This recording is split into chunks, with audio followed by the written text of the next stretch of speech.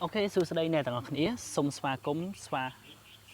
cúng chụp cá cho một can website mmoschool.net ในក្នុងវីដេអូនេះផងដែរខ្ញុំនឹងធ្វើការបង្ហាញអ្នកទាំងអស់គ្នា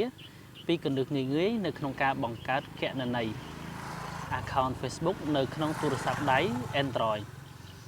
ដោយមិនចាំបាច់ប្រើនៅលេខទូរស័ព្ទពិតឬក៏មិនចាំបាច់ប្រើជាមួយនឹងបាទ Gmail របស់យើងទេតើយើងត្រូវធ្វើដូចម្តេចនេះជាគន្លឹះ tip ងាយៗហើយក៏ជា tip មួយដែលធ្វើឲ្យអ្នកទាំងអស់គ្នាមើលរំលងបាទអញ្ចឹងទី1អ្នកឲ្យត្រូវដឹងថាតើទូរស័ព្ទដៃរបស់អ្នកទាំងអស់នេះអាចធ្វើការផ្ទុកនៅគណនី account Facebook បានប៉ុន្មានអញ្ចឹងនេះគ្រាន់តែជា tip ចែករំលែកចំពោះការមករៀន free នៅក្នុង website mmoschool.net បាទអញ្ចឹងជាដំបូងអ្នកទាំងអស់គ្នាត្រូវមាន app កម្មវិធីមួយដែលមានឈ្មោះថា Facebook អ្នកទាំងអស់គ្នាប្រកាសជាស្គាល់ហើយសម័យនេះបាទយើងចូលមកកាន់ Facebook មកទី1បន្ទាប់មកបើសិនជាអ្នកទាំងអស់គ្នាអត់បានធ្វើការ sign in នៅគណនី account Facebook ចូលទេវានឹងចេញមកទម្រង់បែបនេះអញ្ចឹងខ្ញុំដើម្បីបង្កើតបានអានេះដោយសារតែខ្ញុំបានមាន account ច្រើនក្នុងស្រាប់ហើយអញ្ចឹងវាចេញមកទម្រង់ account របស់ខ្ញុំនៅក្នុងច្រើនអញ្ចឹងអ្នកទាំងអស់គ្នាមាន2 option សម្រាប់ធ្វើការប្រើប្រាស់ទី1 use another profile ទី2 create new account បាទតើអ្វីទៅជា use another profile use another profile មានន័យថាយើងមានគណនី account ស្រាប់ហើយយើងត្រូវការគ្រាន់តែ sign in ចូលទៅរួចជាការស្រេចធ្វើការ enter នៅ password UID password ឬក៏ email password សម្រាប់ធ្វើការ login ចូលបាទទី2អ្នកនរគ្នាអាចធ្វើការបង្កើតគណនី account ថ្មីក៏បានសម្រាប់ធ្វើការបង្កើតឲ្យត្រូវជាមួយនឹងឈ្មោះឬក៏អ្នកឲ្យឆ្លាញ់ឈ្មោះអីដល់ឈ្មោះទៅប៉ុន្តែខ្ញុំអត់ recommend អ្នកទាំងឲ្យប្រើឈ្មោះ fake ទេបើសិនជាអាចគួរតែប្រើឈ្មោះដែលមាននាមតកូលមានគេហៅថា username មាន surname ណាបាទមាន name មាន username ទៅបាទមានឈ្មោះមាននាមតកូលទៅដើម្បីអីងាយស្រួលនៅពេលដែលមានបញ្ហាមួយគឺយើងងាយស្រួលការ request review ឧទាហរណ៍ថាយើងយកបង្កើត account សម្រាប់ធ្វើជា admin កាន់ page ចឹងគឺយើងត្រូវការជាមួយនឹង account ដែលមានឈ្មោះមាននាមតកូលឲ្យត្រឹមត្រូវដែលអាច verify ជំតាក់សៀនបានឬ passport បានបាទអញ្ចឹងដើម្បីចូលទៅបង្កើតបានអ្នកต้องឲ្យចុចពាក្យថា create new account នៅត្រង់នេះបាទចុច create new account មក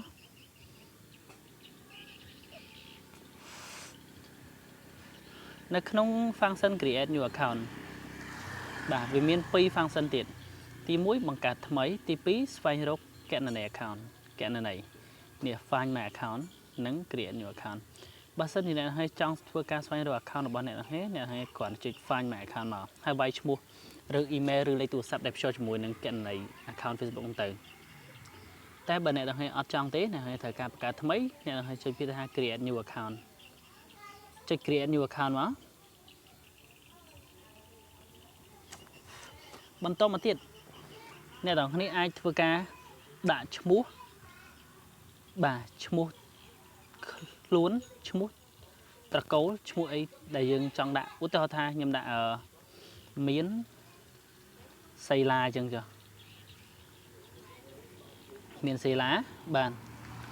បន្តមកទៀតយើងធ្វើការចុច next ឬក៏ប៊ូតុងជាភាសាខ្មែរពាក្យបន្ទាប់យើងចុចបន្ទាប់មកហើយត្រង់នេះថ្ងៃខែឆ្នាំកំណើតអ្នកទាំងអស់គ្នាចង់ដាក់ថ្ងៃប៉ុន្មានដាក់ទៅបាទឲ្យតែអ្នកទាំងអស់គ្នាគិតថាវាត្រូវជាមួយនឹងនេះអ្នកទាំងអស់គ្នាអ្នកទាំងអស់ចង់ដាក់ឆ្នាំប្រហែលថ្ងៃប្រហែលខែប្រហែលដាក់ទៅហើយណូតទុកខ្លួនឯងផងបាទអ្នកឲ្យដាក់ទៅ